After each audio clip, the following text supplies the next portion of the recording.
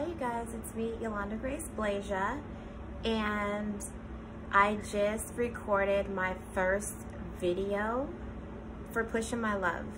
So I'm excited that it'll be coming out next week, and I decided to do a get to know me video to introduce myself as an indie artist.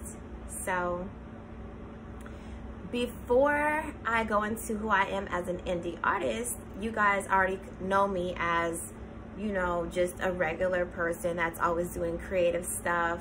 I'm an entrepreneur, a small business owner. I just founded my own nonprofit organization. I'm very active in charity work and in the community. I'm a mother. I have 2 children, one older and one young that's still at home with me. I'm divorced and I'm single, and I'm a very spiritual person. My religious background is Christian, but I don't really like to be associated with religion. And I'm also very open and welcome to world religions, and I respect, you know, everybody's beliefs and things like that. So with me saying that, I think that's one of the first things that I wanted to come on here and talk about, because one of the reasons why it took me so long to come out as an indie artist, well, number one, it was just the way that the industry was. It was like so unrealistic to come out as an artist or to launch a project, but now we have the tools. Another thing that stopped me was my spiritual beliefs or fear, you know, and I wasn't quite in tune with my life purpose until later in life, which is now. And I wasn't really embracing myself or my purpose up until now. So with that being said, I wanted to make sure one of the first things I say is that everything that I do it with a purpose and with the intentions of the highest vibrations. So I struggled for a long time with like secular music. Like, is that okay for me to do? Because I want to make sure I'm reflecting God or, you know, higher level vibrations in the things that I do, and or that I'm sparking that in others. And what I decided was,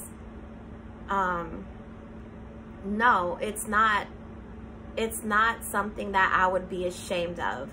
Anything that I write about, if it's pertaining to love, eroticism, sexiness, my intentions are never for them to provoke vulgarity. And I'm always writing from, you know, the most sincere places. You know, like if I write, like Pushing My Love is a very sultry, sensual song, but I want it to be a reflection of how 2 divine partners would feel about each other, or a husband and a wife, if you will, or, you know, like a holy bond. Even with the sexual sacred energy, it's very sacred.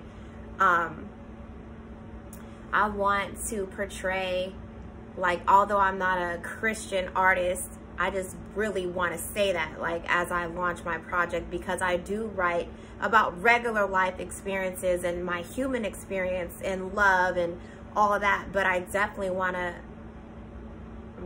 to make sure that I'm letting people know the reasons and my visions and my beliefs, because that's really important to me. I would never want to project anything that would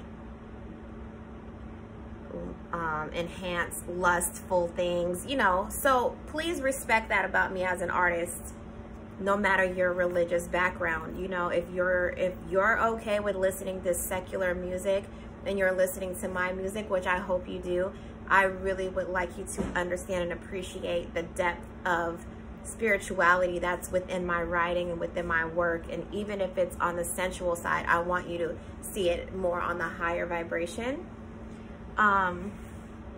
So another thing I want you guys to know about me, and I wrote these down so I can read, is as an artist, how much work it takes. And when I was younger, I didn't take the work seriously. You know, I have some natural talents and abilities, but it all takes a lot of work and practice. And even you guys have seen me this year launch a series called Transform My Life in a Year.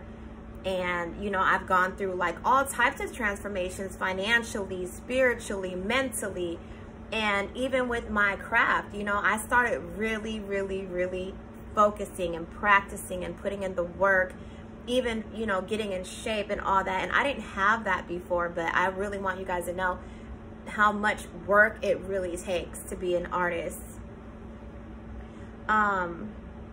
Also, how much work it takes to visualize something, bring it to fruition. You know, like, that's such an honorable and respectable skill, and sometimes it gets overlooked. It's like, because music has the nature that it does, that it's such a universal language, and that it's so open to now all these indie artists to release whatever messages they want to. Sometimes I don't think that no matter what genre you're singing, that we get enough credit or respect for, as an indie artist, how much work it takes to make those things happen with nothing, with absolutely nothing, you know, nothing but a dream, nothing but a vision, and then to present that and to keep it going. And I want, going back to the Christianity thing, I want everybody to know how much faith and spirituality it takes to create music, or to, you know, write or produce a project. You know, God inspires us and gives us gifts and talents, and the way that we worship God in our personal lives versus like how we manifest our gifts and talents in life are two different ball games, you know. And sometimes I feel judged, but I want everybody who becomes a listener or a fan or a follower to realize that in my world, like, God is very much a big part of who I am as a human being.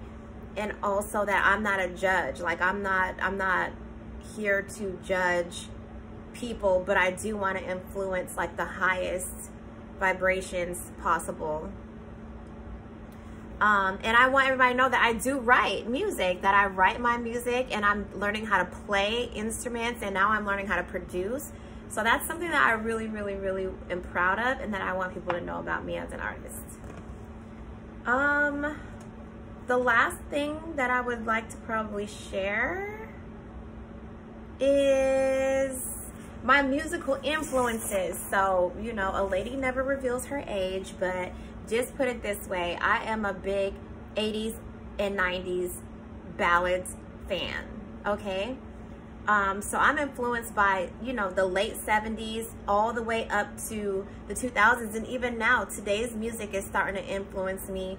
So, but it's really a lot of like soft rock, ballads, R&B, the R&B groups, the harmonies, you know, the instrumentation. So those are my musical influences, and if I were to name them all, they would be like, the list would be on and on and on and on and on, because it doesn't matter the culture or the genre. Like, anything that somebody contributed to music, I feel like is a big inspiration. But those particular categories or genres that I talked about are specific to me. And the type of music that I do would be like, in common terms, be like grown and sexy R&B, really smooth, really mellow, really sensual music that's geared towards adult contemporary artists, regardless of your age. If you like that vibe, then you know you will like my projects. The last thing that I want to say is that the way that I want to impact the world with my music, or with my artistry, or with my projects, is that I want to pretty much give back or pay forward one day. I'd like to do that. And then I'd like to influence creativity and a positive self-esteem and confidence in others. And the thing that I would like to be remembered for is being an authentic talent, a true gifted artist, and a beautiful soul.